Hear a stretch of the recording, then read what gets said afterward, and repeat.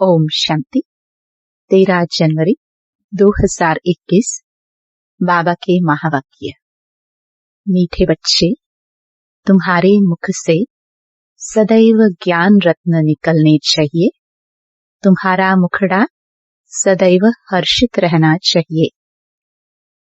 प्रश्न: जिन बच्चों ने ब्राह्मण जीवन में ज्ञान की धारणा की है, उनकी निशानी क्या होगी? उत्तर: 1. उनकी चलन देवताओं मिसल होगी। उनमें दैवी गुणों की धारणा होगी। 2. उन्हें ज्ञान का विचार सागर मंथन करने का अभ्यास होगा। वे कभी आसुरी बातों का अर्थात किचड़े का मंथन नहीं करेंगे। 3. उनके जीवन से गाली देना और ग्लानि करना बंद हो जाता है। 4. उनका मुखड़ा सदा हर्षित रहता है। ओम शांति। बाप बैठ समझाते हैं ज्ञान और भक्ति के ऊपर। यह तो बच्चे समझ गए हैं, भक्ति से सद्गति नहीं होती है और सतयुग में भक्ति होती नहीं। ज्ञान भी सतयुग में मिलता नहीं। कृष्ण न भक्ति करते हैं, न ज्ञान की मुरली बजाते हैं। मुरली माना ही ज्ञान देना। गायन भी है ना, मुरली में जादू, तो जरूर कोई जादू होगा ना। सिर्फ मुरली बजाना वह तो कॉमन फकीर लोग भी बजाते रहते हैं। इस मुरली में ज्ञान का जादू है। अज्ञान को जादू तो नहीं कहेंगे, मुरली को जादू कहते हैं। मनुष्य से देवता बनते हैं ज्ञान से। जब सतयुग है तो इस ज्ञान का वर्षा है, वहां भक्ति होती नहीं। भक्ति होती है द्वापर से, जबकि देवता से मनुष्य बन जाते हैं। मनुष्यों को विकारी, देवताओं को निर्विकारी कहा जाता है। देवताओं की सृष्टि को पवित्र दुनिया कहा जाता है। अभी तुम देवता बन रहे हो। ज्ञान किसको कहा जाता है? एक तो स्वयं की व बाप की पहचान, और फिर सृष्टि के आदि मध्य अंत की नॉलेज को ज्ञान कहा जाता है। ज्ञान से होती है सद्गति, फिर भक्ति शुरू होती है तो उतरती कला कहा जाता है, क्योंकि भक्ति को रात, ज्ञान को दिन कहा जाता है। यह तो कोई की भी बुद्धि में बैठ सकता है, परंतु दैवी गुण धारण नहीं करते हैं। दैवी गुण हो तो समझा जाए ज्ञान की धारणा है। ज्ञान की धारणा वालों की चलन देवता मिसल होती है। कम धारणा वाले की चलन मिक्स रहती है। धारणा नहीं तो गोया वह बच्चे ही नहीं। मनुष्य बाप की कितनी ग्लानि करते हैं। ब्राह्मण कुल में आते हैं तो गाली देना, ग्लानि करना बंद हो जाता है। तुमको ज्ञान मिलता है, उस पर अपना विचार सागर मंथन करने से अमृत मिलेगा। विचार सागर मंथन ही नहीं करते तो बाकी क्या मंथन होगा? आसुरी विचार, उनसे किचड़ा ही निकलेगा। अभी तुम ईश्वरीय स्टूडेंट हो, जानते हो मनुष्य से देवता बनने की पढ़ाई पढ़ रहे हैं। देवताएं यह पढ़ाई नहीं पढ़ाएंगे। देवताओं को कभी ज्ञान का सागर नहीं कहा जाता है। ज्ञान का सागर तो एक को ही कहा जाता है। दैवी गुण भी ज्ञान से धारण होते हैं। यह ज्ञान जो तुम बच्चों को अभी मिलता है, यह सतयुग में नहीं होता। इन देवताओं में दैवी गुण है। तुम महिमा भी करते हो, सर्वगुण संपन्न। तो अभी तुमको ऐसा बनना है। अपने से पूछना चाहिए, हमारे में सब दैवी गुण हैं या कोई आसुरी अवगुण है? अगर आसुरी अवगुण हैं तो उनको निकाल देना चाहिए, तब ही देवता कहेंगे। नहीं तो कम दर्जा पालेंगे। अभी तुम बच्चे दैवी गुण धारण करते हो, बहुत अच्छी अच्छी बातें सुनाते हो।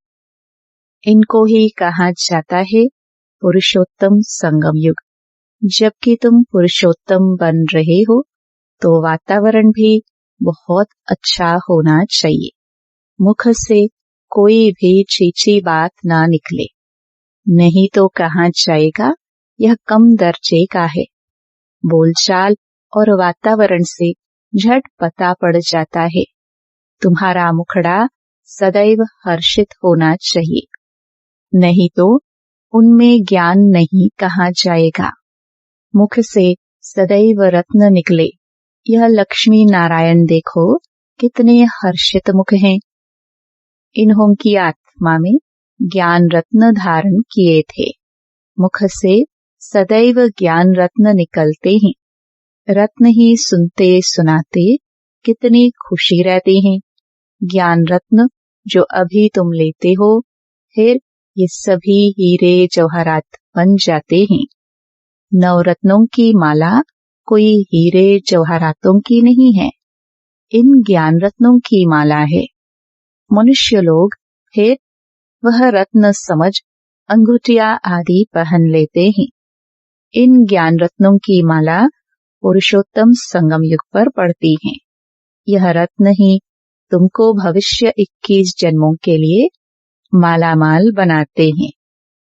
इनको कोई लूट ना सके। यहाँ तुम यह हीरे जवाहरात पहनो तो झट कोई लूट ले जाए। तो अपने को बहुत बहुत समझदार बनाना है। आसुरी अवगुणों को निकालना है। आसुरी अवगुणों से शक्ल ही ऐसी हो जाती है। क्रोध में लाल लाल तांबे जैसी शक्ल हो जाती है। काम विकार वाले तो काले बन जाते हैं। तो बच्चों को हर बात में विचार सागर मंथन करना चाहिए। यह पढ़ाई है ही बहुत धन पाने की। वह पढ़ाई कोई रत्न थोड़े ही है। हाँ, नॉलेज पढ़कर बड़ा पोजीशन पा लेते हैं तो पढ़ाई काम आई, न कि पैसा। पढ़ाई ही धन है। वह है हद का धन। फिर यह है बेहद का धन। है दोनों पढ़ाई। अभी तुम समझते हो बाप हमको पढ़ाकर विश्व का मालिक बना देते हैं। वह अल्पकाल क्षण भंगुर की पढ़ाई है, एक जन्म के लिए। फिर दूसरे जन्म में नए सिर पढ़ना पड़े। वहाँ धन के लिए पढ़ाई की दरकार नहीं। वहाँ तो अभी के पुरुषार्थ से अकीचार अथाह धन मिल जाता है। धन अविनाशी बन जाता है। देवताओं के पास धन बहुत था। फिर जब भक्ति मार्ग अर्थात रावण राज्य में आए तो कितना था, कितने मंदिर बनाए हुए हैं। फिर आकर मुसलमानों आदि ने धन लूटा, कितने धनवान थे। आज की पढ़ाई से इतना धनवान कोई बन नहीं सकेंगे। तुम अभी जानते हो हम इतनी ऊंची पढ़ाई पढ़ते हैं जिससे यह देवी देवता बनते हैं। तो पढ़ाई से देखो मनुष्य क्या बन जाते हैं, गरीब से साहूकार। अभी भारत भी कितना गरीब है। साहूकारों को तो फुर्सत ही नहीं है। अपना अहंकार रहता है, मैं फलाना हूँ। इसमें अहंकार आदि मिट जाना चाहिए। हम आत्मा है। आत्मा के पास तो धन दौलत हीरे जवाहरात आदि कुछ भी नहीं है। बाप भी कहते हैं देह सहित सब संबंध छोड़ो। आत्मा शरीर छोड़ती है तो साहूकारी आदि सब खत्म हो जाती है। जब नए सिर पढ़कर फिर धन कमावे या तो दान पुण्य अच्छा किया हो तो साहूकार के घर जन्म लेंगे। कहते हैं ना, पास के कर्मों का फल है। नॉलेज का दान किया होगा, वह कॉलेज धर्मशाला आदि बनाई है तो उसका फल मिलता है, परंतु अल्पकाल के लिए। यह दान पुण्य भी यहाँ किया जाता है, सतयुग में नहीं किया जाता है। सतयुग में अच्छे ही कर्म होते हैं, क्योंकि अभी का वर्षा मिला हुआ है। वहाँ कोई का भी विकर्म होता नहीं, क्योंकि रावण ही नहीं है। गरीबों का भी विकर्म नहीं बनेगा। यहाँ तो साहूकारों के भी विकर्म बनते हैं। तब तो यह बीमारियां आदि दुख होते हैं। वहाँ विकार में जाते ही नहीं, तो विकर्म कैसे बनेंगे? सारा मदार है कर्मों पर। यह माया रावण का राज्य है। जो मनुष्य विकारी बन जाते हैं, बाप आकर पढ़ाते हैं निर्विकारी बनाने लिए। बाप निर्विकारी बनाते हैं, माया फिर विकारी बना देती है। रामवंशी और रावण वंशी की युद्ध चलती है। तुम बाप के बच्चे हो, वह रावण के बच्चे हैं। कितने अच्छे अच्छे बच्चे माया से हार खा लेते हैं। माया बड़ी प्रबल है, फिर भी उम्मीद रखते हैं। अधम से अधम बिल्कुल पतित का भी उद्धार करना होता है ना। बाप को तो सारे विश्व का उद्धार करना होता है। बहुत गिरते हैं, एकदम चट खाते में अधम से अधम बन जाते हैं। ऐसे का भी बाप उद्धार करते हैं। अधम तो सब हैं रावण राज्य में, परंतु बाप बचाते हैं। फिर भी गिरते रहते हैं तो बहुत अधम बन जाते हैं। उनका फिर इतना छड़ना नहीं होता है। वह अधमपना अंदर खाता रहता है। जैसे तुम कहते हो अंतकाल जो स्त्री सिमरे, उनकी बुद्धि में वह अधमपना ही आता रहेगा। तो बाप बैठ बच्चों को समझाते हैं, कल्प कल्प तुम ही देवता बनते हो। जानवर बनेंगे क्या? मनुष्य ही बनते हैं और समझते हैं। इन लक्ष्मी नारायण को भी नाक कान आदि है ना, मनुष्य है ना, परंतु दैवी गुणों वाले, इसलिए इनको देवता कहा जाता है। यह ऐसा सुंदर देवता कैसे बनते हैं, फिर कैसे गिरते हैं, इस चक्र का तुमको मालूम पड़ गया है। जो विचार सागर मंथन करते होंगे उनको धारणा भी अच्छी होगी। विचार सागर मंथन ही नहीं करते तो बुद्धू बन पड़ते। मुरली चलाने वाले का विचार सागर मंथन चलता रहेगा। इस टॉपिक पर यह समझाना है। ऑटोमेटिकली विचार सागर मंथन चलता है। फलाने आने वाले हैं, उनको भी उल्लास से समझाएंगे। हो सकता है कुछ समझ जाए, भाग्य पर है। कोई झट निश्चय करेंगे, कोई नहीं करेंगे। उम्मीद रखी जाती है।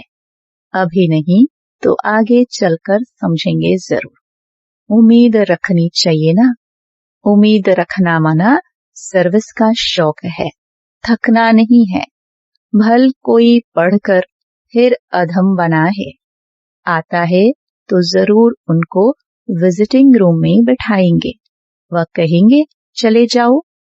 जरूर पूछेंगे इतने दिन क्यों नहीं आए? कहेंगे माया से हार खा ली। ऐसे ढेर आते हैं। समझते हैं ज्ञान बहुत अच्छा था, परंतु माया ने हरा दिया।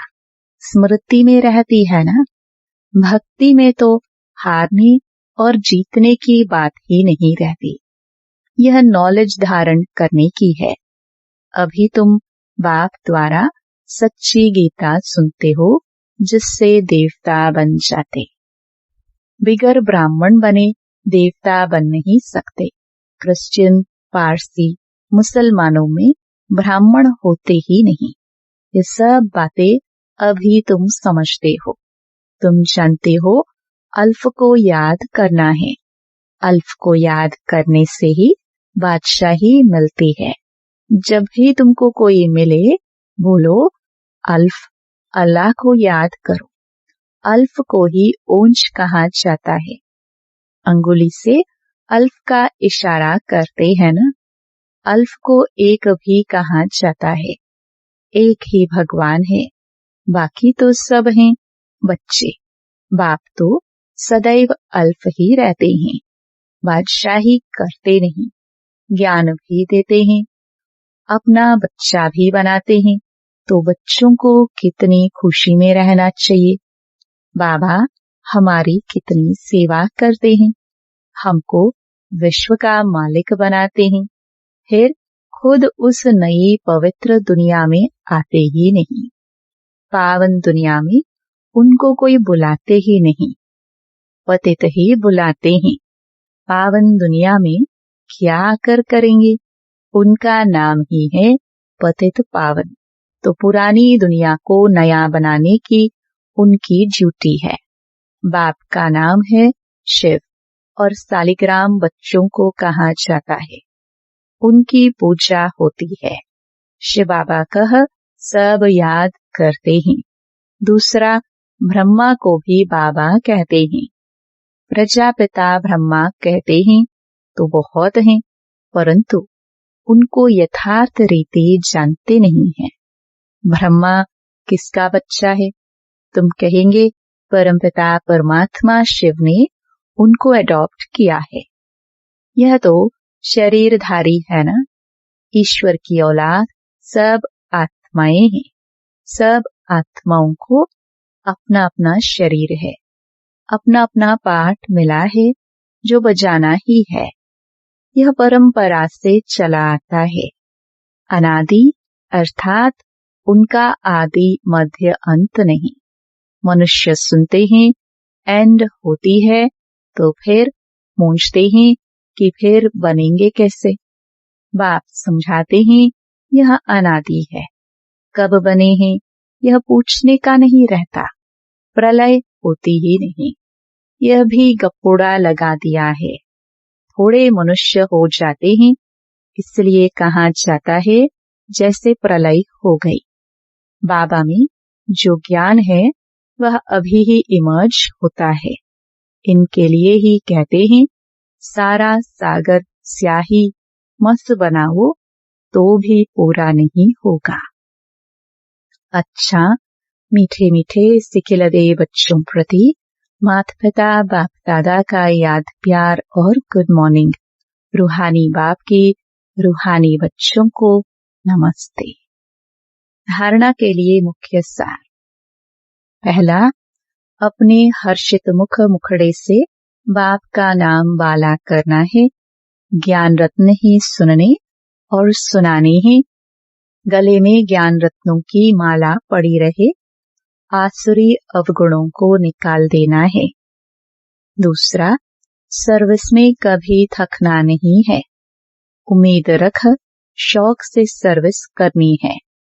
विचार सागर मंथन कर उल्लास में रहना है। वरदान, स्नेह के रिटर्न में समानता का अनुभव करने वाले सर्वशक्ति संपन्न भव। जो बच्चे बाप के स्नेह में सदा समाये हुए रहते हैं, उन्हें स्नेह के रिस्पॉन्स में बाप समान बनने का वरदान प्राप्त हो जाता है। जो सदा स्नेह युक्त और योग युक्त हैं, वह सर्व शक्तियों से संपन्न स्वतः बन जाते हैं। सर्व शक्तियां सदा साथ हैं जो विजय हुई पड़ी है। जिन्हें स्मृति रहती कि सर्वशक्तिमान बाप हमारा साथी है, वह कभी किसी भी बात से विचलित नहीं हो सकते। स्लोगन, पुरुषार्थी जीवन में जो सदा संतुष्ट और खुश रहने वाले हैं, वही खुश नसीब है। ओम शांति।